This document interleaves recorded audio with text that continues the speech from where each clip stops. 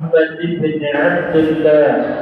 اللهم صل وسلم وبارك وكرم وشرف ومجد وعظم وترحم وتحنن على سيدنا وحبيبنا وحسن وجودنا ومولانا محمد مفتاح باب رحمة الله عدد ما في علم الله، صلاة وسلاما دائمين متلازمين بدوام ملك الله وعلى آله وأصحابه عدد كل ذرة تتفرع.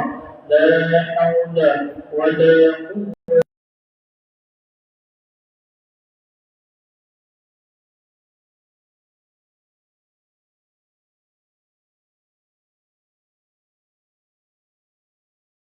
العبادة والحث على التمسك بكتاب الله وسنة رسول الله والدلالة على الخير والدعاء إلى الهدى ابتغاء وجه الله تعالى وقربه وثوابه ورضاه برحمتك يا أرحم الراحمين.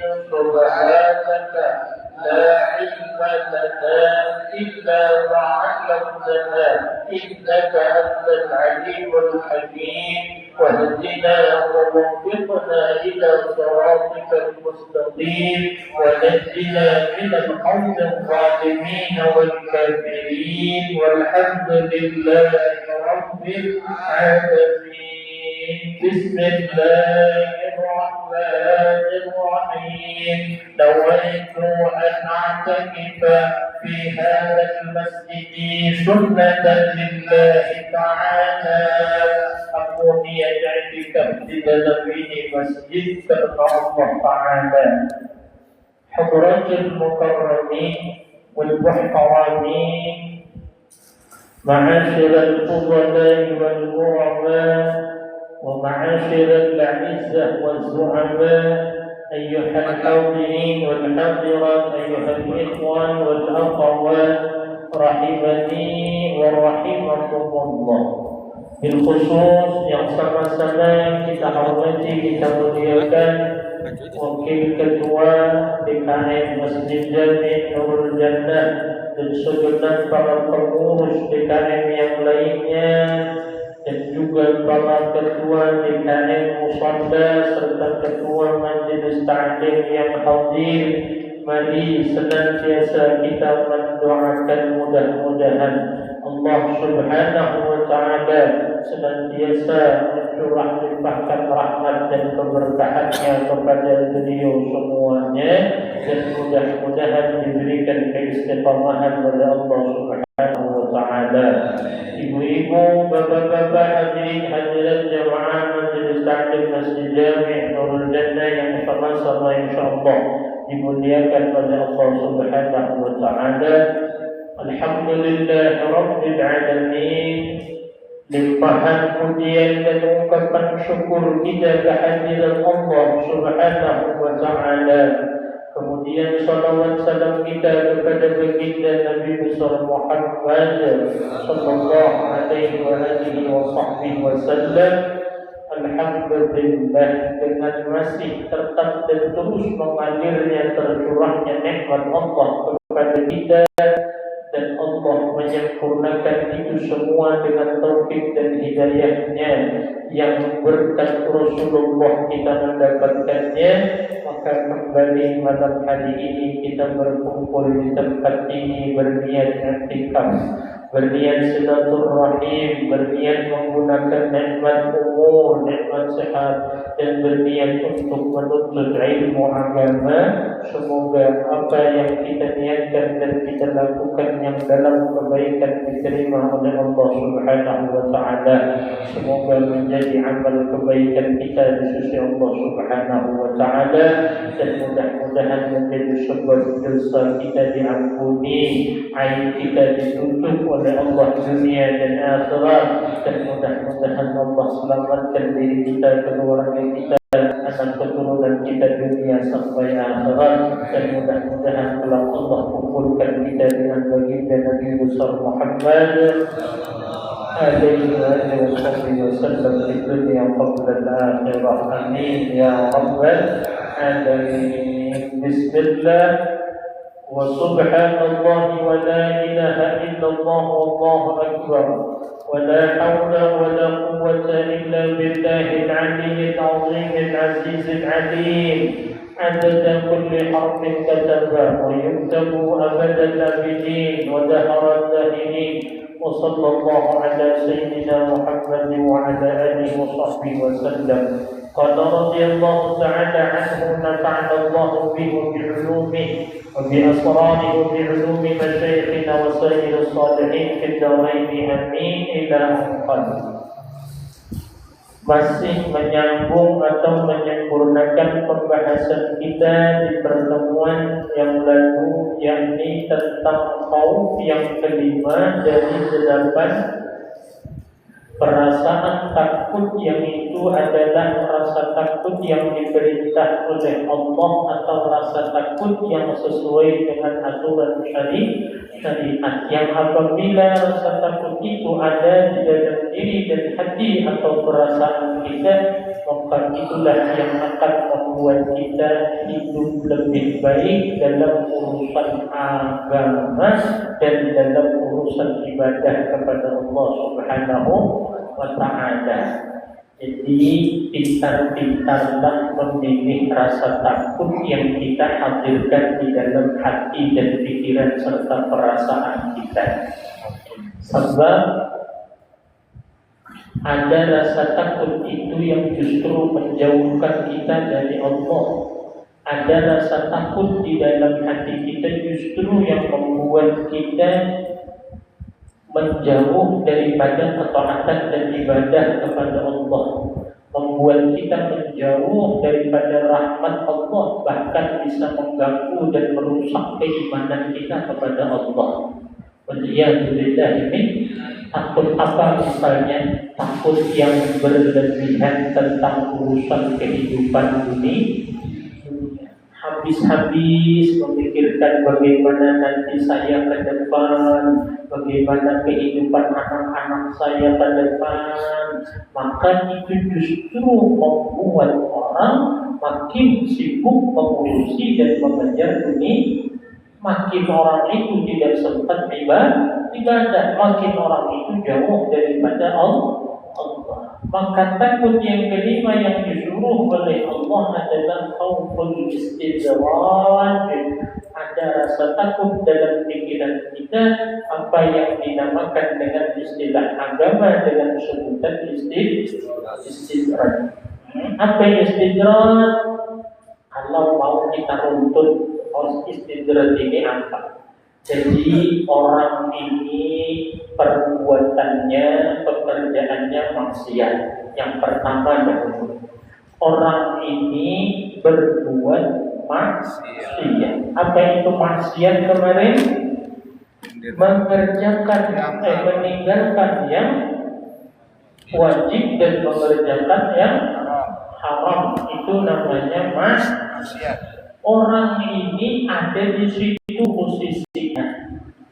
Yang wajib ditinggalkannya, seumpama dia tidak sholat 5 waktu. Yang haram dikerjakannya. Tetapi ternyata malah urusan kesenangan dan kenikmatan dunia dibuka dan dilancarkan serta dimudahkan. Ini yang kedua. Yang pertama, dia berbuat maksiat. Yang pertama. Yang kedua, dia tidak bertaubat. Jadi orang ini terus berbuat maksiat tanpa dia bertaubat kepada Allah. Tetapi justru keadaan yang begitu, urusan dunianya makin dibukakan dan dimudahkan serta dilancarkan oleh Allah Subhanahu wa ta'ala. Ini yang ketiga. Jadi orang yang berbuat maksiat, habis itu taubat enggak, masih terus dia mengerja maksiat. Yang ketiga, tapi urusan dunia malah lancar. Rezekinya lancar, orangnya sehat, usahanya meningkat. Yang tadinya punya toko satu sekarang buka toko beda, belum buka cabang lagi, baru buka toko. Artinya usahanya terus meningkat. Yang keempat, semakin begitu orang ini semakin dipenuhi dengan kebanggaan diri, bahkan kesombongan. Kadang-kadang dia malah meremehkan orang yang ibadah. Ngapain pulang balik ke masjid sampai ngaji, hidup maka susah. Kemudian saya tidak ngaji, nggak sholat, rezeki lancarnya, urusan mudahnya nggak pernah ngaji. Ada nggak model kira-kira orang begitu? Ada aja yang begitunya. Sebanget-bangetnya manusia sudah salah, sombong. Nah, itulah yang dinamakan istighfar. Maksud Allah kenapa memperlakukan dia begitu? Allah tidak lagi menginginkan orang ini berubah menjadi baik. Artinya sampai mati orang ini akan dalam kemaksiatan dan dosa-dosa besar kepada Allah Subhanahu wa ta'ala tanpa bisa dan sempat dia bertaubat. Jadi kita hati-hati benar. Kalau misalnya kau berbuat maksiat, belum tobat, kemudian terus malah urusan dunia lancar, urusan usaha meningkat, kemudian urusan rezeki tambah banyak, kemudian link tambah luas, badan gak ada penyakit, kemudian terus malah dengan posisi begitu tuh sama sekali dalam keinginan ini tidak ada keinginan untuk taat dan ibadah kepada Allah. Ada. Kenapa? Perasaannya hidupku aman. Hidup aman. Beda kayak kalian. Rezeki jangan susah, jangan seret kalau kumpul, nah bahaya. Rezeki ada, cuma belum banyak. Belum banyak. Pengen banyak. Kemudian masya Allah ya, penyakit ada. Maka kalau pengajian ini paling pantang apa? Bersidang itu Pak Ustaz. Kalau dengar ceramahnya saya paling kalau kesinggung diam Pak Ustaz. Tapi kalau kaki sudah kesemutan saya bisa diam Pak Ustaz. Masya Allah, buru-buru link kawan yang ada aja pada kabur gitu. Buru-buru usaha meningkat. Tapi dalam hati makin begitu makin pengen ibadah, makin begitu makin pengen tahajud, makin begitu makin rajin ke masjid. Kenapa? Biar tenang Pak Ustaz. Alhamdulillah. Kemudian paling tidak ke masjid, paling tidak ngaji, walaupun niatnya biar hati. Bagaimana nggak tenang di rumah? Masya Allah, Menteri Keuangan. Kalau di masjid kan, nah itu benar berarti kan? Nah berarti benar berarti mau ke masjid nyari pahala aman, nyari aman ke masjid. Masya Allah. Ya kan, paham kan? Artinya begini, artinya begini. Tidak usah terlalu iri melihat kenikmatan dunia yang dimiliki orang lain, dan jangan berlebihan minder karena dunia yang tidak kita miliki. Kalimatnya, jangan berlebihan iri dengan kenikmatan dunia orang lain, dan jangan berlebihan minder dengan nikmat dunia yang tidak kita miliki. Jangan, tapi janganlah. Kenapa yuk?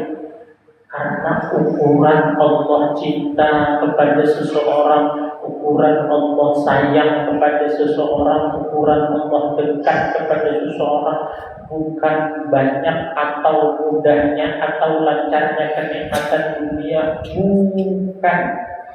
Sekali lagi bukan. Sampai Sayyidina Abdullah bin Mas'ud radhiyallahu taala anhu mengatakan, dan ini dinukil oleh Imam Al-Bukhari dalam kitab Adabul Mufrad. Kata Abdullah bin Mas'ud radhiyallahu taala anhu kemudian, Inna Allah yu'ti dunya man yuhib wa liman la yuhib wa la yu'ti iman ila man yuhib. Allah itu kalau mau memberi nikmat dunia tidak melihat ini orang dia cintakah, sayangkan, orang ibadahkah, enggaklah. Allah enggak lihat. Pokoknya kalau Allah ingin beri, Allah beri. Biar tuh orang kafir, biar tuh orang ahli maksiat, kalau Allah enggak ingin beri, Allah enggak akan beri sekalipun tuh orang ahli ibadah. Karena kata Abdullah kalau Allah memberi dunia, diberi orang yang dicinta Allah bisa. Allah beri orang yang Allah cinta pun Allah juga bisa memberi dunia.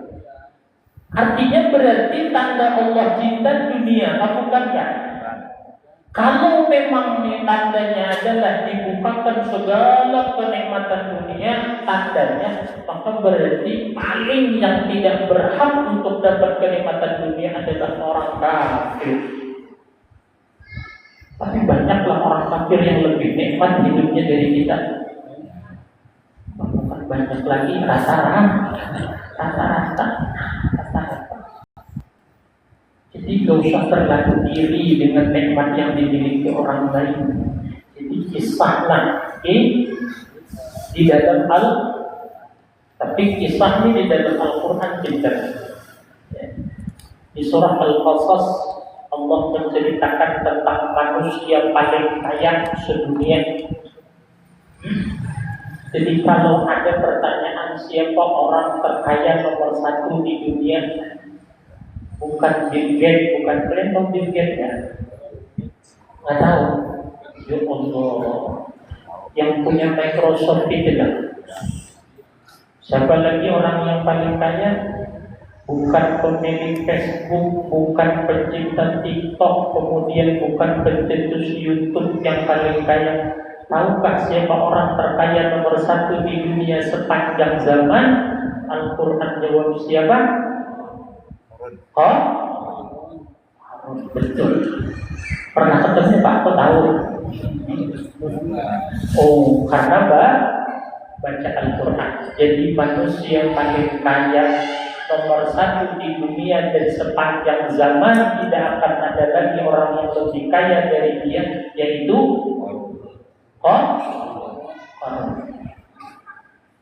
Allah mengisahkan tentang manusia paling kaya ini.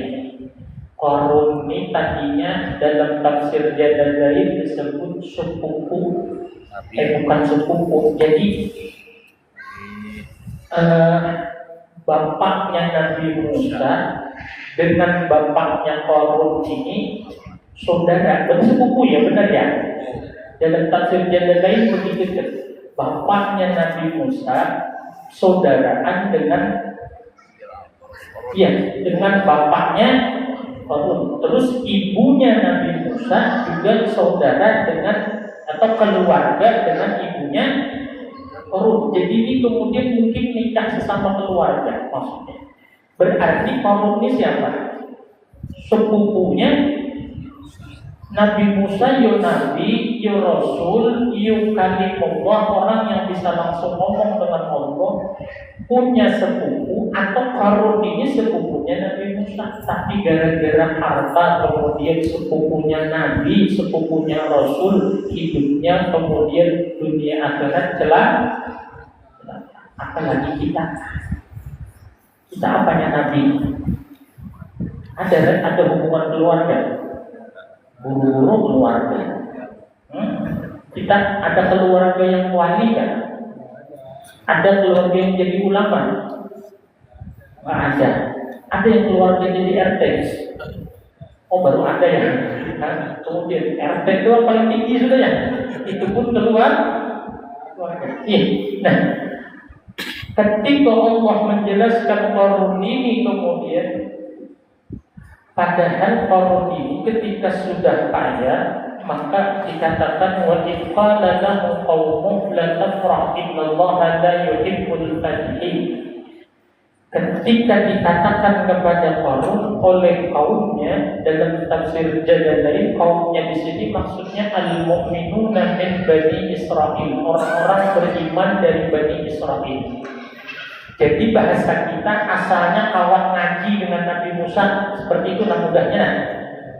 Jadi Qarun ini asalnya ngaji dengan Nabi Musa, asalnya ikut jamaah majelisnya Nabi Musa. Cuma gara-gara banyak duit, akhirnya ngajinya bersih. Rupanya dari zaman dulu rumusnya begitu. Bila banyak duit, ngajinya. Nanti yang ngaji masing ini, karena apa? Duitnya belum. Berarti kalau nanti duit banyak, insya Allah ngaji. Kenapa? Karena belum banyak. Kalau nanti kan belum sekarang nih. Kalau nanti banyak, lihat. Insya Allah. Ternyata dari zaman dulu. Nah, akhirnya Qarun kaya, gak lagi ngaji, gak lagi bersama Nabi Musa. Kawan-kawan pengajian ini kan ngingetin Qarun. Cocok banget sama kenyataan zaman sekarang kan.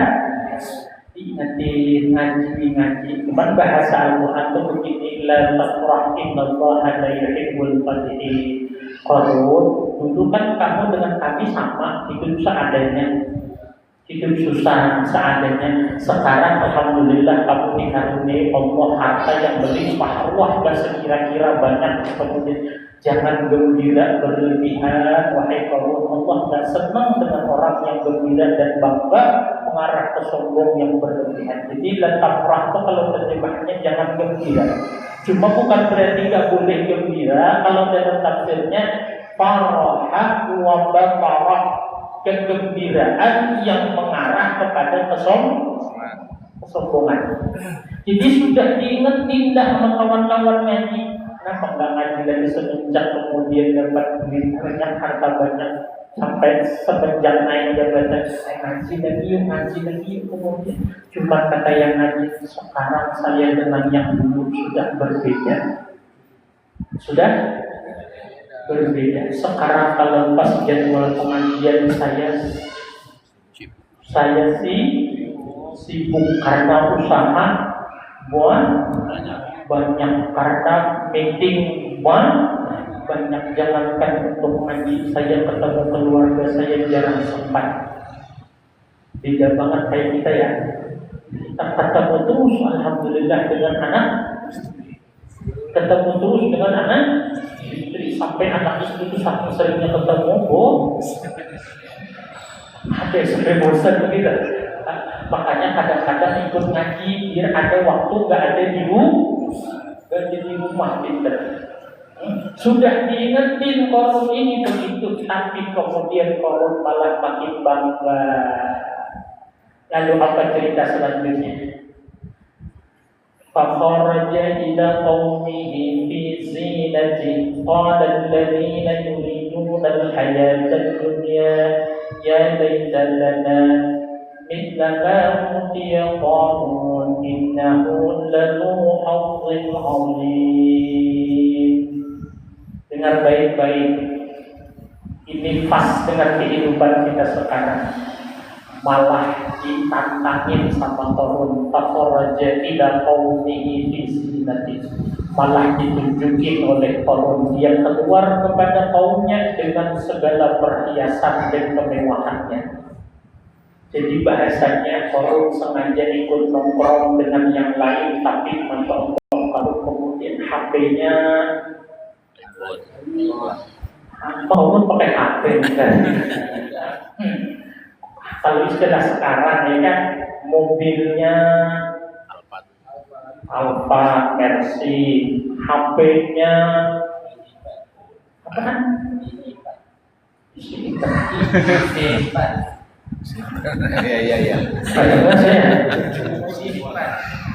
HP-nya yang kemudian ada hiasan emasnya itu loh. HP-nya luar biasa, segala kemewahannya di keluar.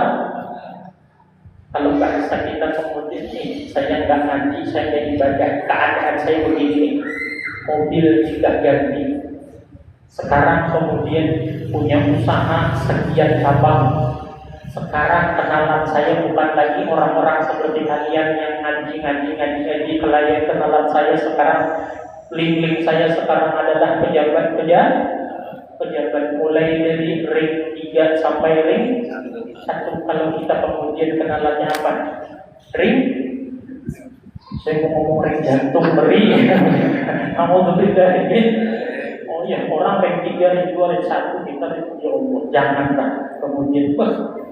Nah, akhirnya apa yang terjadi begitu Qarun menampakkan kekayaan kemewahannya. Qalal ladzina yuriduna al-hayatad dunya.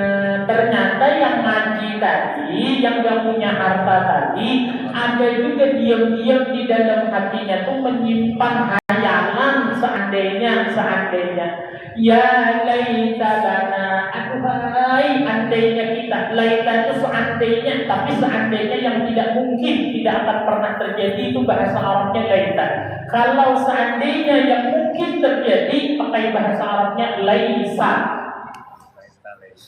Ada laisa, ada laita. Kalau laita adalah hayalan, kalau kemudian laisa adalah harapan. Ternyata yang ngaji tadi dalam hati itu ada juga hayalan itu mewah. Kira-kira dulu pertanyaannya, nah, pas gak dulu? Pas. Begitu melihat Qarun bawa iPhone 76, Qarun bawa Alfa, kemudian yang atapnya bisa dibuka. Saya tahu sunroof itu namanya. Ya, kemudian begitu melihat rumahnya Qarun, kemudian kalau mau buka pagar nggak perlu orangnya turun dari mobil, cukup dari dalam mobil pencet remote pagar, kebuka, ngidupin lampu cuma begini, hidup lampu kemudian ada gitu. Tapi belum hebat lagi karena ada lagi. Ternyata diam-diam ada juga kemudian orang-orang yang ngomongnya begini, ya laitana istamahu biya. Aduhai, jikalau seandainya umpamanya kita diberi sama kayak Qarun itu kemudian, nah, paham gak nih? Begitu temannya enggak lagi, sekarang kerjaannya lancar, duitnya banyak, tiap minggu bonceng istrinya jalan keluar, makan di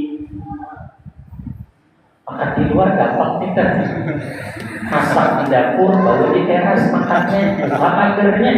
Itu namanya makan di luar. Atau kalau mau mewah sekali-kali di tengah jalan, gelar tikar, ngeliwat, itu namanya makan di jalan. Kita, ternyata yang ngaji-ngaji tadi dalam hati, dia sekarang ya Allah, seandainya kayak dia ya Allah, persis kayak kawan-kawannya Qarun.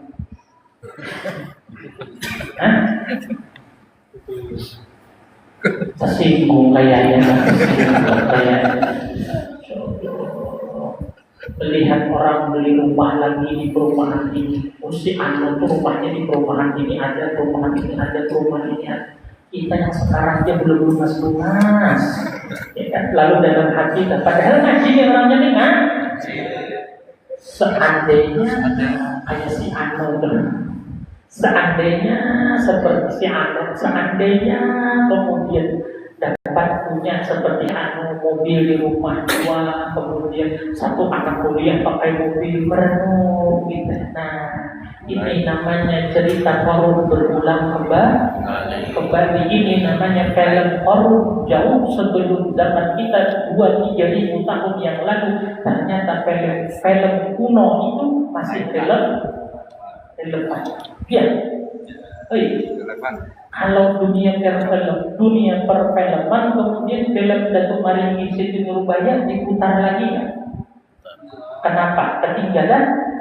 Ini cerita Fir'aun, cerita Qarun diputar lagi. Siapa Qarun?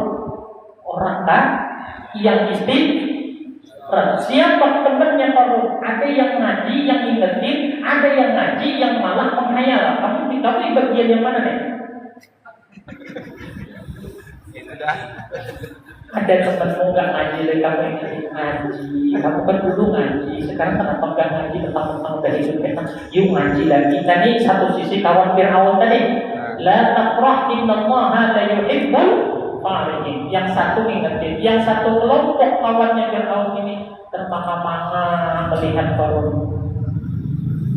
Aduh, nikmat ya Qarunnya. Kemudian seandainya kita begitu, maka istri berdua di kasur. Kata istrinya, Pak Anu itu kemudian beli mobil lagi dan 3 lupa mobilnya. Anak satu kuliah nyetir mobil, istrinya ke kantor nyetir mobil, suaminya bawa mobil. Rumahnya sekarang setahu saya, kata istrinya, Pak, udah 7. Jawaban suaminya, iya ya enak ya, coba kalau kita begitu ya. Kata istrinya, iya Pak. Nah, kedua nih, ini bagian yang mana nih? Kawannya Qarun yang mana ya? Ya laitana mislama udiya Qarun. Jadi ternyata memang ada orang yang model begitu. Saya udah bilang kalian, ini cerita masa lalu, ini lama banget dah cerita ini di zaman Nabi Musa. Ajaran antara Nabi Musa dengan Rasulullah ini bisa sampai ribuan tahun. Jalan Nabi Muhammad ke kita 1400 tahun. Jadi hampir 3000 tahun yang lalu yang saya ceritakan ini. Kalau kalian tersinggung, salah siapa? Ini saya cerita zaman dulu. Kalau kalian tersinggung, berarti memang kenyataannya cerita itu sampai sekarang masih berlangsung. Itu hebatnya Al-Quran. Hudan lil, dia tidak bergantung dengan waktu. Zaman dulu orang cocok mengunggangi Al-Quran, zaman sekarang orang juga masih tetap sama cocok berpedoman Al-Quran pasti tepat. Zaman sampai kapanpun dengan kecanggihan dan kehebatan apapun, tetap yang cocok dan pas yang sempurna adalah Al-Quran. Sama jelas saja kan? Bukan jelas lagi Pak Ustaz, menurut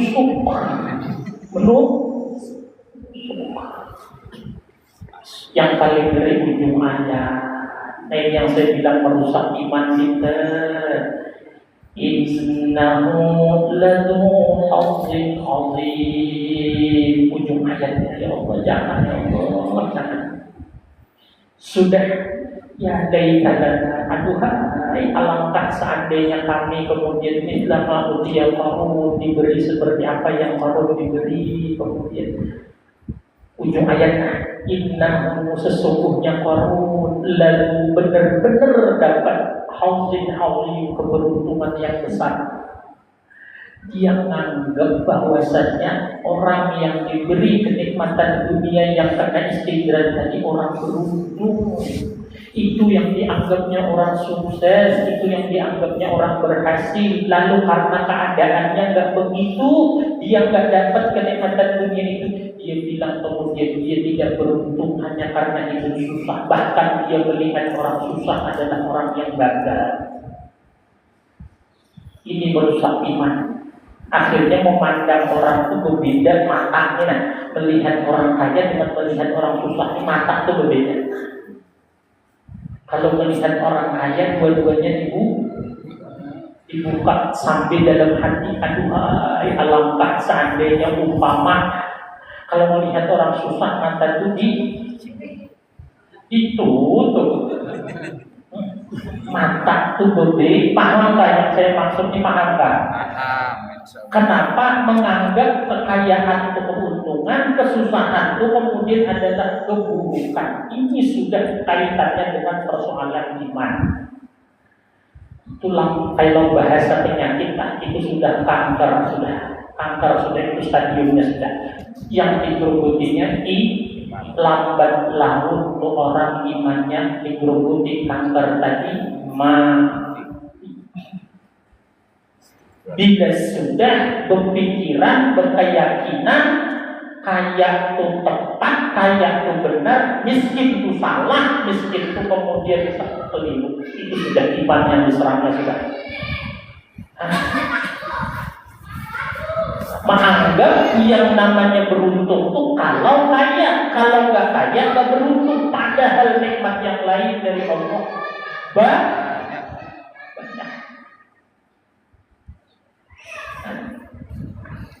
Adakah lagi masih hidup atau kemudian manusia zaman begitu sekarangnya, zaman 3000 tahun yang lalu itu adakah masih begitu kan? Jadi kalau melihat yang namanya beruntung sukanya, yang benar sukanya, susah itu salah, sehingga dia melihat kehidupannya ini salah, gagal, gak beruntung, kemudian penuh derita. Kenapa? Karena prinsipnya sama seperti kawannya Fir'aun. Kawannya Qarun tadi, innahu ladzu hazzin 'azim. Sesungguhnya yang kayak Qarun itu orang yang beruntung. Yang seperti Qarun itu orang berhasil. Yang seperti Qarun itu hidup yang benar.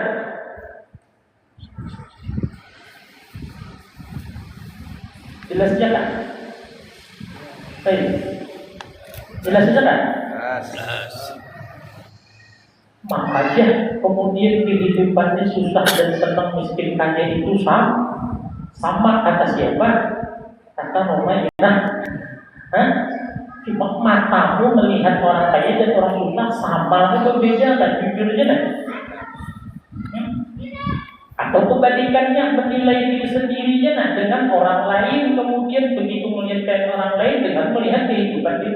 Jadi makanya kesimpulannya, kalimatnya, gak usah terlalu iri dengan kenikmatan dunia milik orang lain, jangan terlalu minder dengan kekurangan atau dunia yang tidak kita miliki. Pahamkan? Ini bahasa Al-Qur'an dengan sebuah kisah yang indah. Allah Subhanahu wa taala kemudian menyindir, Allah Subhanahu wa taala mengingatkan dengan cerita berarti bisa kita simpulkan, bisa kita pahami bahwasannya apa itu? Kalau Allah membukakan nikmat-nikmat dunia bagi seseorang, belum tentu Allah cinta. Belum tentu Allah kemudian ridho kepada dia, belum tentu Allah senang kepada dia, belum tentu Allah ingin dekat kepada dia. Lalu kalau Allah menjadikan orang itu hidup susah, belum tentu Allah belum tentu Allah jauh dari dia, belum tentu Allah murka kepada dia, belum pasti. Jadi melihat orang susah, ingat belum tentu itu kehinaan. Melihat orang kaya belum pasti itu kemuliaan. Lalu kita memastikan yang kaya mulia, yang miskin belajar dari mana? Kalau bukan belajar dari Qarun tadi, pernah ikut ngaji kan dengan Qarun jadi begitu tak itu? Bila kaya mulia, bila susah hina, pas kebetulan nasib sendiri karena bagian yang mana? Mau kayaknya kesinggung berat malam ini, kayaknya untuk ngomong aja udah gak kuat lagi dah. Karena bagian yang mana? Alhamdulillah belum kena bagian yang rumusnya kaya mulia susah hina, pas diri sendiri kena bagian lalu dalam diri merasa hinanya aku, mindernya aku, malunya aku, kemudian rendahnya aku. Itulah orang mulianya, hebatnya, berhasilnya, dekatnya, suksesnya ya Allah. Kemudian siapa yang menjadi begitu? Dan kawan-kawan, akhirnya apa yang terjadi? Penyesalan yang tiada akhir. Kenapa? Yang didapat Qarun adalah istighfar. Terus Pak Ustaz, apa yang dilihat tanda kebaikan? Kan itu PR kita minggu lalu kan? Ya, apa tanda Allah cinta kepada seseorang? Apa tanda kebaikan yang diberikan Allah kepada seseorang? Apa yang pasti bahwasanya itu adalah kemuliaan yang Allah berikan, bukan kayak nikmat dunia tadi belum pasti, iya kan? Nah, berarti kalau belum pasti itu begini, kan tadi rumusnya kaya belum pasti mulia, miskin belum tentu berarti bisalah kaya nih mulia. Nah, bisalah kaya nih. Nah, Bisa lah susah dihina, bisa lah. Bisa lah susah dimulia, bisa lah. Di mana kepastiannya? Iya kan? Apabila saat ini dalam kekayaan cari yang kemudian disampaikan oleh Rasulullah ini, apabila saat ini dalam kesusahan gapai yang disebutkan oleh Rasulullah ini, maka pasti ini tanda kebaikan, pasti tanda kemuliaan. Mengerti kan? Rasulullah Shallallahu Alaihi Wasallam menyebut dalam sebuah hadis, "Idza aradallahu bi'abdin khairan," jika Allah memastikan menghendaki kebaikan kepada seorang hamba, maka Allah akan anugerahkan 3 perkara kepada hamba itu. Berapa? 3 perkara. Jadi ini yang kita cari dalam hidup ini, ngerti kan? Gak apa-apa kaya tapi 3 ini ada. Apalagi hidup sudah seada 3 ini gak ada, berarti kesusahan yang kalau 3 ini ada, hidup susah, berarti kesusahan yang kaya. 3 hal ini gak ada, maka kekayaan yang hina. Kaya 3 hal ini ada, berarti kekayaan yang karena 3 hal ini yang memastikan. Bagaimana kalau disambung 2 akan datang? Langsung ya, mau terus apa? Mau lanjut apa sambung minggu depan aja? Bilang aja, kalian kayaknya sakit banget hati dah. Ngeri ngomongin orang sakit hati nih. Lanjut. Oh yang belakang kencang terus ya? Tidur nih dari tadi ya? Baru bangunnya. Yang pertama kata Nabi Muhammad yang memastikan orang itu adalah kemuliaan kebaikan. Faqahahu fiddin, orang itu dibikin oleh Allah tambah paham urusan agama. Ini yang pasti tanda kebaikan. Idza aradallahu bi'abdin khairan, jika Allah memastikan menghendaki seorang hamba pasti baik, pasti mulia, pasti tanda Allah cinta, pasti tanda Allah tetap. Yang pertama rahasianya adalah apa? Allah jadikan itu hamba makin hari makin waktu faqahahu fiddin, tambah paham urusan agama. Jadi bila orang kaya tapi paham agama, makin kaya makin paham agama, makin kaya makin ngerti urusan agama, makin kaya makin ngerti urusan aturan-aturan Allah, urusan syariat Nabi Muhammad, maka itu kaya yang memastikan tanda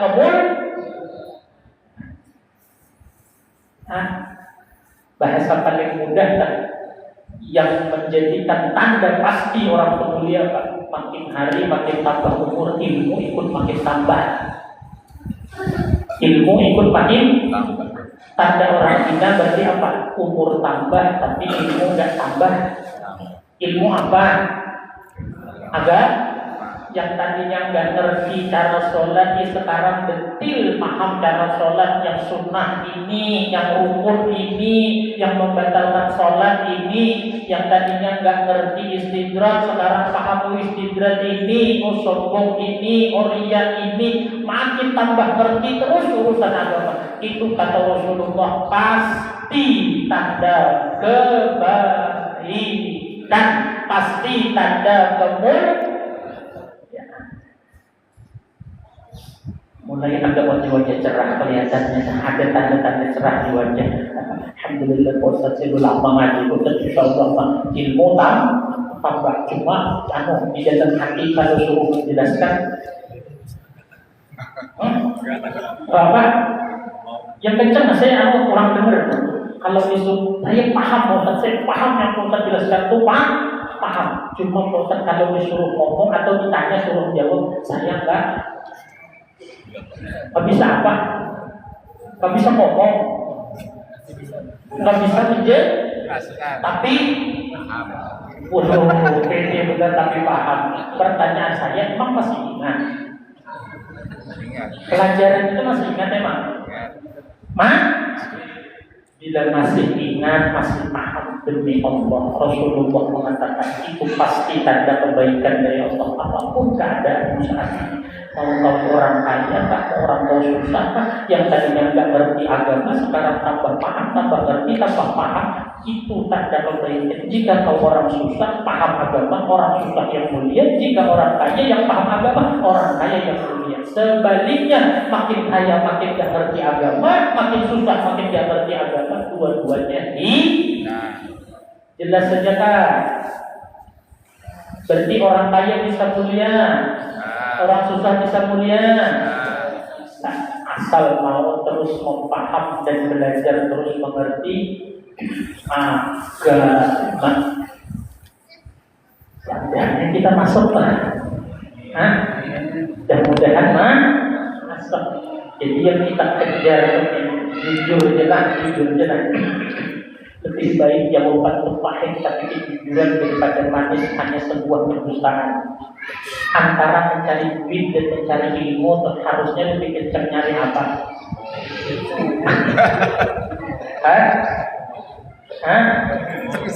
Lebih baik jujur tapi pahit daripada manis tapi kemudian kebohongan. Saya bukan. Harusnya waktu nyari duit dan nyari ilmu itu lebih banyak nyari apa kan? Tapi kenyataannya nyari ada orang yang juga ada. Hampir semua. Tidak masalah. Yang penting ada waktu memaham agama, karena itu yang ya. Kalau istilah angka lah, dengar baik-baik. Kalau istilah angka, maka nikmat dunia dan itu entah hartakah, jabatankah, kesehatankah, kemudian popularitas kemudian apakah namanya segala kenikmatan dunia itu, kalau istilah angka itu nilainya tulisan angkanya 0,0,0,0,0. Berapa biji nolnya? 6, betul. Ada nggak artinya? Tapi begitu depannya kasih 1. Jadi berapa? Kuncinya di mana? Kalau nolnya dibuang 1 jadi berapa? 100.000. Masih ada artinya nggak? Kalau nolnya dibuang 1 masih ada nilainya? Kalau 1 jadi buang, nolnya 6 ada nilainya? Paham nggak maksudnya? Ada orang kemudian pintar, sudah kaya, istrinya cantik, kemudian punya kenalan bagus-bagus, usahanya meningkat, kemudian linknya orang hebat-hebat, kemudian itu kayak angka 0,0,0,0,0. Satunya paham nggak di agama? Ngerti kan? Ada orang kemudian nolnya hilang 1. Orangnya kaya, linknya hebat, istrinya cantik, tapi batang tubuhnya banyak penyakit. Bisa nggak orang kaya begitu? Bisa kan? Tapi agama paham. Berarti 0,6 kurang 1 masih ada nilai kan? Orang nih kemudian linknya nggak hebat, kemudian badannya penyakitan, tapi kaya, istrinya cantik, usahanya meningkat, kurang 2 nolnya, masih ada nilainya. Tapi kalau kemudian agamanya yang dia sama sekali nggak paham, dia nggak tahu mana cara bisnis yang benar, mana yang enggak, mana bisnis yang haram, mana yang halal, mana kemudian riba, mana yang enggak, dia nggak ngerti, dia dusta mau dalam bisnis itu, kemudian dia berusaha untuk mau curang dan sebagainya, berarti satunya hilang nggak? Ada lagi nilainya itu? Enggak. Ada orang pintar, sudah kaya, yang 1,0 dan dia tidak punya. Istrinya yang gak punya istri jangan jawab, ini bahaya. Yang istrinya ada di sini maksudnya, gak usah ikut jawab, ini bahaya. Istrinya ya begitulah, itu sudah pedih banget tuh. Ya begitulah, ya kan? Yang ketiga, linknya nggak ada linknya. usahanya, terus kemudian lagi kesehatannya. Oh baik nih orang hidup bener-bener cerita di atas, iya kan? Keenam-enamnya tolnya nggak ada, tapi dia punya nilai satu apa? Agama apa? Dia ngerti mana yang batalin sholat, mana yang sunnah wudhu, mana kemudian cara menghilangkan penyakit hati, mana kemudian urusan akhlak, mana akidah, dia paham kemudian. Tapi rasanya nggak ada orang seperti itu hidup dia kan? Pasti ada nolnya kan? Cuman kadang-kadang nol kita ini nol buram, nggak jelas saja kan nampak nolnya itu dan tintanya itu kan apakah waktu ditulis di Lauhul Mahfuz itu kebetulan kali tintanya bisa kali ya ini ngarang-ngarang aja. Nah, kadang-kadang ada nolnya Pak Ustaz, kemudian link ada cuma ya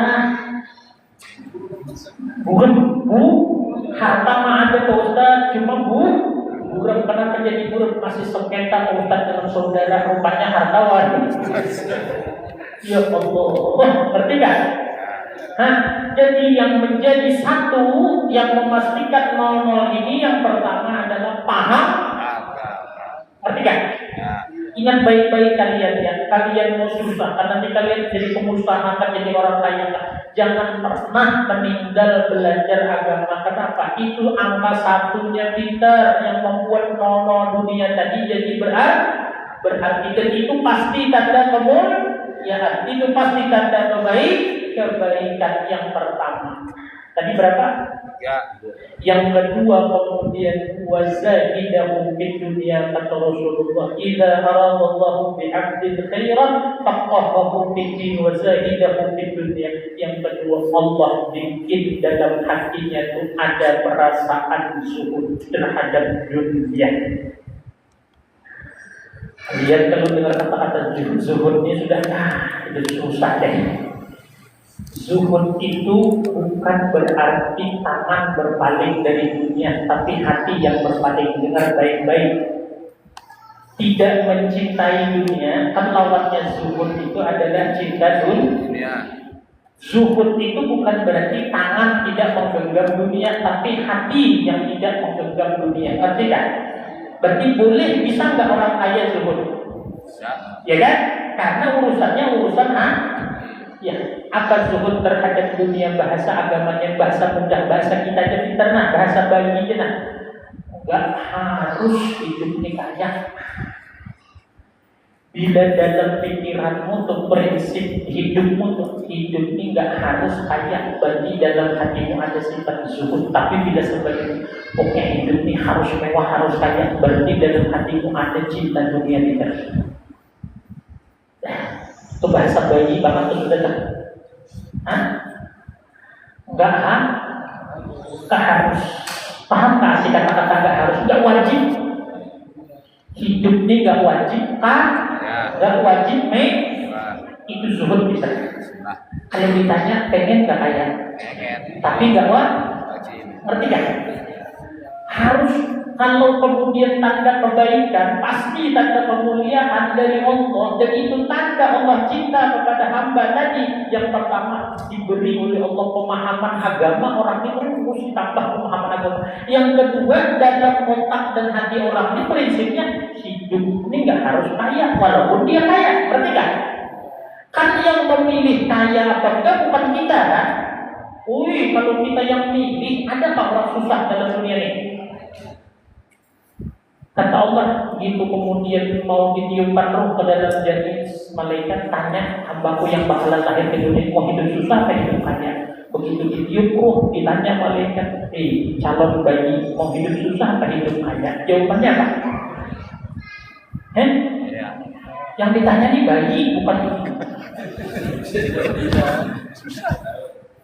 pasti rasanya semuanya diri pengen hidup kaya.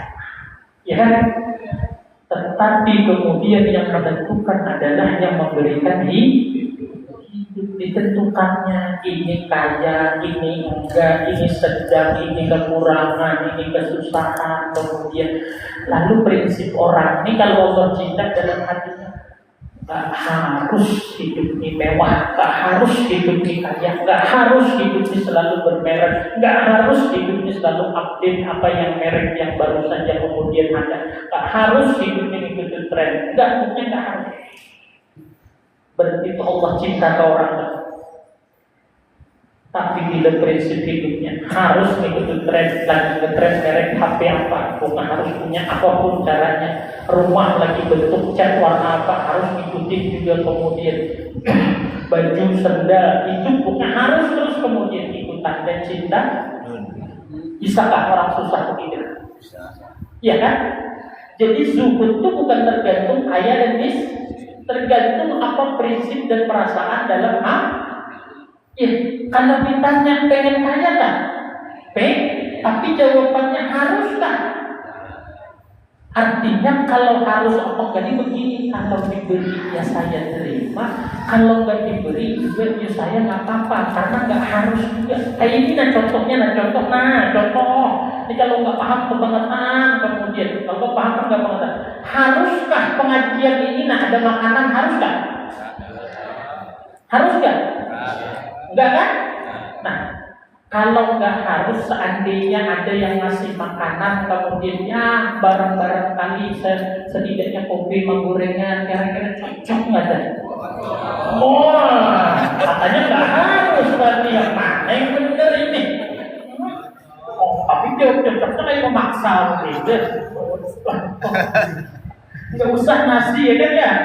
Nggak usah nasi padang atau nasi goreng, nggak usah kopi sama gorengan, ya kan? Nggak usah banyak-banyak, kemudian secangkir kopi sama satu gorengan satu orang, kan di atas gelas kopi itu ada ditaruh satu gorengan, ya pisang gorengan, kemudian pisang gorengan jejer depan kemudian kita kira cakep pada pengajian kan? Allah, coba ada yang begini. Cuma alhamdulillah sampai sekarang masih sebatas angan-angan.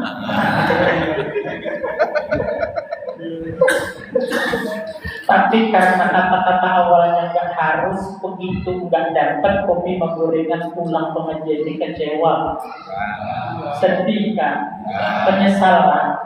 Nah itu kata-kata nggak harus tidak. Kalau nggak paham kebangetan sudah. Iya kan? Karena memang datang ke sini dalam pikiranmu nggak harus ngaji ini ada kopi, makanan, gorengan. Tapi kalau ada ya nggak masalah. Kalau ada mah. Cuma kalau nggak ada, senang alhamdulillah. Tapi nggak ada, nggak kecewa. Itu zuhud beda dengan gorengan sama kopi. Iya, benar loh. Itu zuhud dengan gorengan dan kopi. Tapi kalau kemudian pulang itu kecewa, contoh maulidan. Begitu maulid dalam otak begitu berangkat pasti kebuli. Nah, kata-kata pasti ini yang bikin akhirnya gak zuhud, ya kan? Padahal begitu sampai peringatan maulid selesai baca doa, kemudian sahabat nampak, kebuli kan, nyata dah kebuli pasti, harus kebuli. Begitu keluar, tahu utuh enggak? Begitu pulang ngomong ke kamar, saya kira kebuli tadi. Ada yang tahunya sama. Pas dilihat orang belakang tahu sih jamaah Mukhtasar dua-duanya ya. Kan itu jelek nama saya nih. Dua orangnya ada nih. Di malam nih, memalas nunjuk kerja saya kemudian. Paham nggak? Padahal di habis maulid tadi makan nggak? Enak nggak? Tapi tetap kecewa. Kenapa? Sampai seperti itu ya Allah. Paham saya? Ngerti tadi? Ya kan? Jadi hidup ini harus punya sifat zuhud. Zuhud itu bukan milik orang kiai gede-gede yang udah jengotnya yang tinggal di hutan. Enggak. Orang yang di kantor-kantor, yang di perusahaan, kenapa? Ya Allah, enggak harus, bukan enggak harus. Kalau kau beri ya Allah, saya senang. Kalau enggak apa-apa ya Allah. Cuma kalau bisa beri. Nah ini kalimat ujungnya nih. Ini zuhud yang maksa namanya nih. Jadi kata-kata zuhud itu bukan kemudian baik itu sapi, rumah. Rumah kemudian kalau hujan, masya Allah, kemudian Pak enggak, zuhud itu kata-kata, keyakinan, perasaan dalam hati ini. Ya Allah, bagus ya Allah hidupnya mewah. Kemudian seandainya Allah mau ngomong lah, memang iya kata Allah. Benar ya Allah, coba aja kasih saya hidup seadanya. Saya kan tetap biasa saja ya Allah, apa-apa, gak masalah. Saya tidak akan mempermasalahkanmu ya Allah, hanya gara-gara kamu mengasih hidup saya gak kaya ya Allah. Begitu kata Allah, coba kita coba. Kok dikasih Allah dicoba, kemudian kerjaan diambil gitu. Akhirnya sekarang kadang kerja, kadang gajian, kadang cukup, kadang dasar benar hati orang dia. Oh ya Allah, kata Allah, ini benar nih hambaku, ini benar aku cinta dengan orang ini, aku cinta dengan orang ini. Dalam hati kalian, saya itu Ustaz, saya Ustaz. Allah, iya kan? Hah? Makanya nikmat banget hidup kalau begitu ya. Nikmat banget. Tapi mau tidak mau orang beriman kalau pengen memastikan semuanya baik, dia harus punya sifat zuhud. Yang kedua, yang pertama harus punya ilmu. Yang kedua harus punya sifat zuhud. Ya. Kata-katanya nggak banyak kita, nggak harus dua kata aja nah, nggak. Ya, nggak harus. Kalau bahasa Jawanya apa nggak harus? Ada orang Jawa kan, supaya dia link dengan bahasa dia sendiri. Nah, kalau nggak harus tuh bahasa prokernya bahasa Jawa apa? Kurang usah. Nggak usah. Itu bahaya kalau itu. Ya Allah, usah kaya ya Pak itu. Pas Allah pengen memberi, terus kamu ngomong kurang usah ya Allah, pasti dikasih. Ini bahaya kita. Apa? Orang apa? Orang mesti. Orang orang kudu. Nah, tulis di kamarmu gede-gede orang kudu. Orang kudu. Kata istrinya apa itu? Nulis orang kudu. Zuhud. Begitu pagi-pagi pas bangun kemudian dilihat di meja yang duduk biasanya kopi nggak ada. Mulai diuji nih orang kudu tadi kan. Mulai diuji dalam hati tanya. Karena kalau tanya kan nggak sesuai orang kudu nih. Kalau nggak tanya, takutnya istri kelupaan nggak minum kopi nih. Milih orang kudu kopi. Akhirnya tanya. Oh nggak ada kopi yang biasanya. Jawaban istrinya di dapur. Ya kopi Maguda lagi habis, gas juga lagi habis. Apaan? Oh, artinya begitu nulis langsung kalau begitu posan nggak jadi saya tulis posan daripada ya setiap ilmu pasti akan mendatangkan uji. Ya adakah orang belajar yang dari uji? Kalau benar hidupmu orang kudu nggak harus pasti diuji. Santai ya dikasih Allah kayak gini kayak apa? Hidupmu santai itu enggak. Kalau memang orang harus begitu pulang pengajian nggak ada gorengan, bahkan bukan hanya kecewa, nginget juga enggak. Oh nggak ada gorengan ya sengaja. Nggak kepikiran di situ. Kenapa? Berangkat tadi nggak pernah bilang harus ada gorengan saat pengajian. Nggak ada. Ya tak?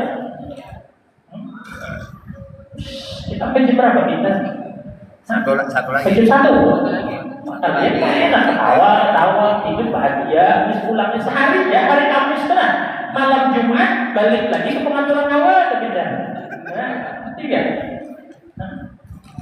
Orang kudu. Kalau bahasa Sunda orang apa? Kudu. Orang kudu sama. Sama. Ya wes lah kalau sama kalian berikut. Pokoknya kalimatnya tidak haruskah punya istri cantik kita? Tidak harus. Wajib. Dengar baik-baik nah. Semua kenikmatan yang sifatnya kenikmatan dunia, jawabannya enggak Orang cerita sekarang lagi ngetrend, kemudian bentuk rumahku dirubah begini. Jawab aja tadi. Orang harus. Jangan di mulut, tidak mau dimarahin. Dalam artinya enggak harus. Terus ditanya oleh nafsu istri, kenapa enggak orang mampu? Kan cocok tuh pasangannya kan? Iya kan?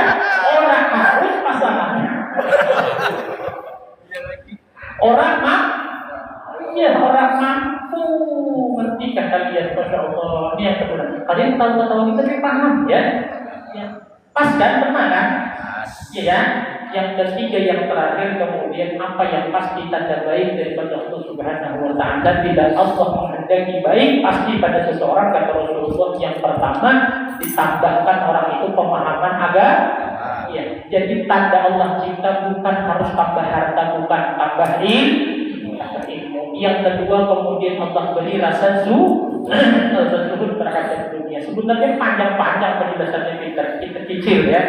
Yang ketiga yang terakhir wabassarahu uyubahu. Makin Allah perlihatkan aib dan kekurangan dirinya.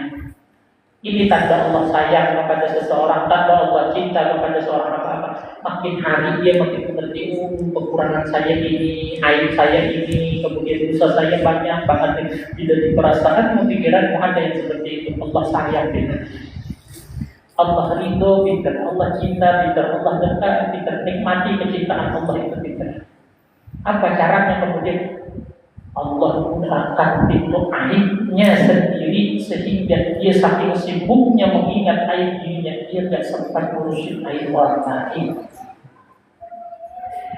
Kenapa orang kemudian sibuk ngurusi aib si fulan, aib fulana, aib si fulan? Karena dia tidak ada waktu koreksi aib diri sendiri.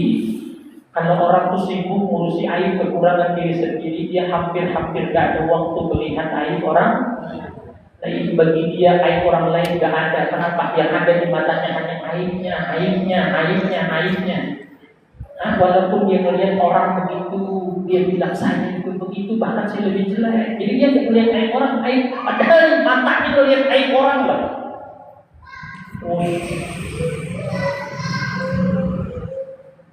Berarti ketika Ustaz, wah yang Ustaz ketiga bulan. Kalau ilmu Ustaz masih bisa. Zuhud Ustaz sudah paham, Ustaz belum tinggal dua kata orang harus. Yang ketiga Allah bukakan aib dan kekurangan di diri.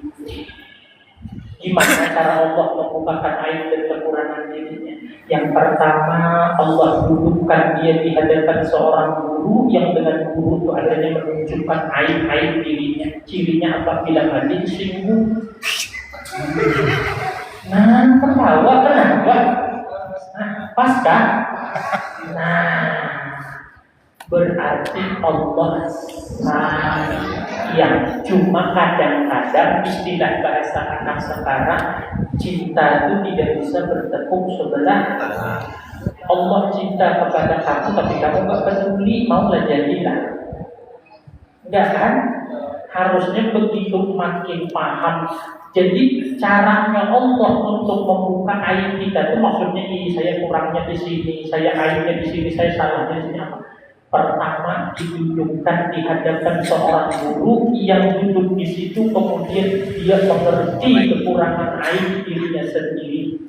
Oh ternyata itu saya, oh yang begitu saya, oh yang begitu saja. Dia ada orang yang kalau ngaji tuh si Ano yang begitu tuh yang disampaikan Ustaz tuh, kalau yang itu tuh yang duduk sono tuh, yang nyender tuh, yang suka tidur ngaji tuh, itu tuh kemudian orang tuh ada orang begitu ada kan ya? Ada kan ya? Ya kan ya? Ada ya? Ah, ini itu saya. Yang kedua, bila Allah ingin membukakan aib seseorang itu, dipilih oleh Allah kawannya. Dipilih kawan. Allah tidak ngasih dia berteman dengan sembarang orang. Kenapa? Allah ingin memberikan kepada dia kawan-kawan yang kalau dia salah mengingatkan, kalau dia benar kawan didukung. Makanya kawan yang begitu gak banyak. Cuma Allah sayang kepada dia. Cuma model begitu orang gak banyak. Akhirnya orangnya kawannya gak banyak. Bukan karena dia gak punya teman atau gak ditemani orang. Allah yang milihkan kawan-kawan buat dia karena Allah sayang. Kamu punya anak, sayang gak sama anak? Kamu lihat gak kawan anakmu? Ya. Atau kamu bebaskan aja ke anakmu kawan nakal yang apa kemudian yang segala macam kemudian bebas kan? Apa dilihat temannya? Karena alhamdulillah Pak Ustaz kayaknya ada di saya begitu Pak Ustaz. Kawan saya cuma orang pengajian, orang masjid, emang kegiatan kedua kan? Jelas saja kan? Yang pertama didudukkan di hadapan seorang guru, yang kedua Allah pilih-pilihkan buat dia kawan. Jadi tidak Allah ingin membaikkan seseorang tuh dengan sendirinya orang itu berkawan akhirnya pilih-pilih. Nggak mau lagi kalau ke sini ikut, ke situ ikut, orang ini ikut, orang itu alasannya satu dia takut dimusuhi atau nggak ditemani orang belum lagi. Benar? Kalau gini kan, memang Allah yang memfilter karena Allah sayang, ya kan?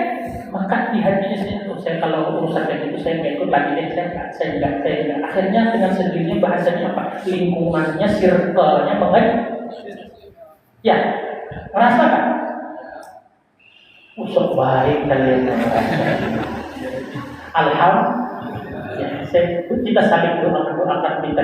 Mudah-mudahan apa yang kita pelajari malam hari ini Allah beri kita sebelum kita mati. Allah beri kita ilmu, Allah beri kita kemudian sifat zuhud. Jadi hidup bisa nggak harus kaya ya Allah, makan nggak harus enak ya Allah, kemudian baju nggak harus mewah ya Allah, kendaraan nggak harus mewah ya Allah, rumah nggak harus gede, nggak harus apa ya Allah, nggak harus punya 2 3, nggak harus ya Allah, bukan. Ini namanya perasaan zuhud, tapi jangan pura-pura. Tahu nggak? Jangan pura, benar-benar datang dari hati yang tuh. Yang ketiga Allah bukakan aibnya, didudukkan di hadapan guru atau dipilih-pilih Allah kawan. Wallah ini pasti. Kalau orang makin baik, pasti kawannya mengecil, cirkelnya mengecil, pasti. Yang ketiga, kalau Allah ingin membaikkan seseorang, apa yang terjadi? Justru Allah kirim kepada dia musuh yang membuka aibnya. Bahkan bisa jadi yang tadinya kawan malah jadi musuh yang menceritakan masa lalunya. Oh, si Anu tuh sekarang aja rajin ke masjid mengaji. Dulu tuh saya kenal, dia tuh kenal. Nah, kawan saya begini apa begini? Apa? Kan malah. Nah, begini kemudian. Ngeliat kartunya tuh. Murah apakah? Padahal kan tulisan Dumino itu kan gede-gede bulanannya itu kan ya. Apalagi satu-satu itu kan segini kan atas bawah begini kan. Kalian jangan kira saya nggak paham begitu pintar. Satu-satu itu angkanya bulat gede kan. Tapi kenapa orang kalau main tuh lawan dapat? Hatam banget. Ngerti nggak saudara? Allah. Ternyata dia itu kawan saya berjudi dulu, sekarang dia baik, dia itu kawan saya. Maaf ya, kalau lokalisasi dulu sama saya itu. Jangan marah Peter. Allah pengen kasih tahu, walaupun sekarang kamu baik, ingat tuh sama-sama nunggu supaya apa? Kamu tetap merasa dirimu hina walaupun sekarang tidak baik. Ya, orang sudah baik merasa baik tetap gak baik. Itu yang diulang-ulang begitu. Orang baik merasa baik berarti belum baik. Apalagi orang gak baik merasa baik. Kebangetan. Nah, yang nggak baik merasa nggak baik normal, karena nggak baik. Yang tepat mana? Sudah baik tapi merasa. Gimana caranya supaya kalau sudah baik tetap merasa belum baik? Ingat tetap dosa dan aib kekurangannya. Kadang-kadang keseringannya orang ini kalau sudah mau ibadah, sholat sudah 5 waktu, ke masjid sudah, ngaji sudah, alhamdulillah. Dia lupa kalau dulu dia ini mantan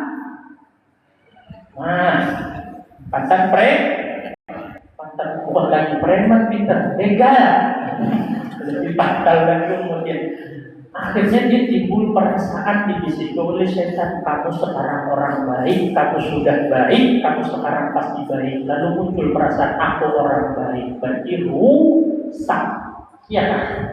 Cuma Allah begitu dia baik dikirim oleh Allah musuh. Karena musuh juga mungkin memuji, ngerti kan? Musuh ini pasti ngomongin kejelek. kejelekan. Nah, yang benar kita jadikan itu sebagai pengingat kita bahwa aku belum baik, aku bukan orang baik. Kenapa masa laluku kemudian buram seperti buramnya tulisan nol di lauhul mahfuz tadi? Karena ditanya, boleh sebut bocor lagi. Jadi ada, makanya itu pinter. Kadang-kadang justru yang kita tidak senangi sebenarnya itulah tanda Allah di mana pahamnya itu ya caranya ngaji. Kalau misalnya orang ngomongin kejelekan kita yang nggak benar, alhamdulillah dia menghapuskan mengurangi dosa saya, ya kan? Kalau benar, alhamdulillah dia ingatin saya bahwa saya bukan orang baik, iya toh? Di mana ruginya kalau kita diomongin, dijelekin orang? Di mana ruginya? Di sini ngomong ke Anda. Begitu di rumah pas dia bilang tetangganya jadi turunan, saya nggak bakalan mau jadi turunan. Rupanya rumah orang ini tangganya 7 turun. Iya kan? Apa ruginya kita diomongin orang? Yang rugi itu kalau kita yang membuka aib orang. Kalau aib kita yang dibuka orang sama sekali tidak ada rugi, bahkan itu tandanya jelas saja kah? Siap diomongin, siap dijelekin orang, tapi jangan ditulis status. Ulang dari sini, mulai saat ini siap dijelekin, silahkan ngomongin saya. Kan disuruh aja pintar. Orang banyak ngomongin kalian, apalagi disuruh. Paham aja kak? Jelas aja kak? Nah, ini kata Rasulullah 3 tanda yang pas, yang pasti tanda kebaikan. Siapapun yang dapat 3 ini, maka mau dia orang kaya, dia orang susah, pasti kebaikan, pasti kemuliaan. Kalau tidak dapat, pasti kehinaan. Mau dia orang kaya, mau dia orang miskin. Yang pertama, paham ilmu agama. Yang kedua, punya sifat zuhud. Yang ketiga, Allah bukakan aibnya. Untuk apa? Setelah aibnya dia buka, dia berbaik. Maka makin hari orang itu makin baik. Kalau sudah merasa baik, dia cukup di situ, kan begitu? Ya, kenapa dia merasa baik? Lupa masalah. Dengar baik-baik. Nah, tidak ada dalam istilah Islam, dalam istilah kamus orang beriman, tidak ada kata-kata ini dalam kamus orang beriman. Masa lalu biarlah. Itu nggak ada. Hapus. Orang beriman dalam kamusnya, masa lalu akan kuingat sekarang. Kalian baru dengar ya? Orang saya baru bikin ini loh. Di sini, dengar baik-baik. Orang beriman tidak ada dalam kamusnya masa lalu biarlah berlalu. Kenapa? Karena itu melupakan dia dengan aib dirinya. Karena dia sekarang sudah merasa baik. Dia tadi pagi ngomongin orang seharian, begitu malam dia merasa gak pernah ngomongin orang. Itu namanya masa lalu biar gak begitu orang beriman. Orang beriman begitu salah, ya Allah saya tadi salah. Maka kalimat dalam kamus orang beriman, masa lalu akan tetap diingat. Aku dulu mantan penjudi, aku dulu mantan pernah berzina, aku dulu pernah mabuk. Ingat itu baik-baik, walaupun dirimu masih baik, supaya ya Allah saya belum baik, ya Allah. Padahal orang sudah tahajud 2001 rakaat. Sudah banyak banget tahajud, cuma dia ingat dulu kelakuannya. Lalu dia padahal sudah tahajud minta ampun aja kepada Allah. Malaikat itu sampai bingung. Malaikat ya Allah dia tahajud tapi minta ampun. Kata Allah, kamu nggak tahu, malaikat masa lalunya nggak tahu. Ini orang nih masa lalunya nih. Cuma kata Allah, aku cinta dengan tangisannya dan aku cinta dia merasa jelek dirinya. Padahal dia sekarang ibadah luar biasa, tapi merasa dirinya jelek. Malaikat aku cinta. Kata Allah dengan perasaannya begitu. Masa lalu akan kuingat. Tapi jangan salah pakai lah. Kamu pakai ke mantan, nah ini bahaya sebenarnya. Kata Pak Ustaz, masa lalu akan kuingat selalu. Pas sebelum tidur kemudian, ya Allah, coba dulu nikahnya sama mantan SMA bukan yang sekarang. Istri samping, ya Allah. Nah ini yang bisa kemudian gak kerasa di sini air mata. Nah kemudian ngerti kan? Masa lalu akan kuingat selalu, karena Allah pengen menjadikan orang tua baik. Mudah-mudahan kita minta kepada Allah dengan berkatnya Rasulullah, berkatnya para aulia, para ulama, para salihin, berkat guru-guru, kemudian kita minta ya Allah mudah-mudahan pertama kami kau tambah terus ilmu agama ya Allah, yang kedua mudah-mudahan kau berikan kepada kami hati dengan perasaan sifat zuhud, mudah-mudahan ya Allah jangan kau tutup mata kami dengan aib kami ya Allah, tapi tutup mata kami dari aib orang lain. Mudah-mudahan Allah beri, dan ini pasti adalah tanda kemuliaan. Nah, mudah-mudahan kita dimuliakan oleh Allah dunia sampai akhirat, dan mudah-mudahan akhir umur kita husnul khatimah dengan iman yang sempurna. Bijahin Nabi Al-Fatihah. A'udzubillahi minasyaitonir rajim. Alhamdulillahi rabbil alamin arrahmanir rahim maliki yaumiddin iyyaka na'budu wa iyyaka nasta'in ihdinas siratal mustaqim siratal ladzina an'amta 'alaihim ghairil maghdubi 'alaihim waladdallin. Amin. Bismillahirrahmanirrahim. Alhamdulillahi rabbil alamin. Allahumma shalli wa sallim wa barik ala sayyidina Muhammad wa ala alihi wa sahbihi ajma'in. Allahumma ij'al jam'ana hadha jam'an marhuma wa tafarruqana min ba'dihi tafarruqan ma'suma wa la taj'al fina wa la ma'ana wa la minna shaqiyyan wa la mahrum wa la matruda wa la mahtuma. Rabbana atina fid dunya hasanah wa fil akhirati hasanah wa qina adzaban nar.